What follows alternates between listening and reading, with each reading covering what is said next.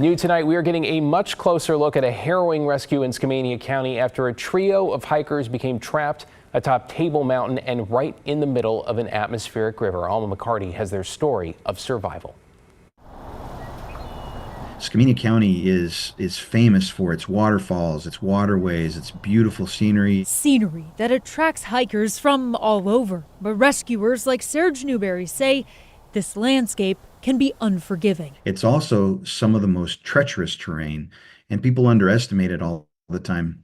Being in the Columbia Gorge, the weather can change so quickly, and people don't realize that with the beauty, there's also a lot of danger. 3 young hikers experienced that firsthand as a trip up Table Mountain turned into a battle for survival.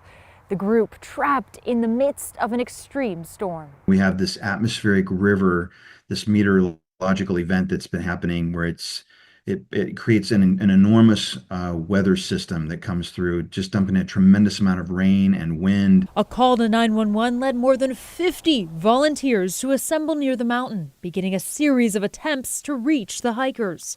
But as Newberry explains, the combination of conditions and terrain made this a challenge. We had deep snow, we had cliffs, we had avalanche risks. The hikers' GPS signal was really unreliable. Crews finally made it up after a more than 3-hour climb to find the group showing signs of hypothermia. But the descent would prove just as tough. They were in difficult, dire straits, these hikers. And so we called in for air assets to come in from the U.S. Coast Guard from Astoria. But due to the weather, they couldn't find a spot for an aerial rescue. Neither could the U.S. Navy.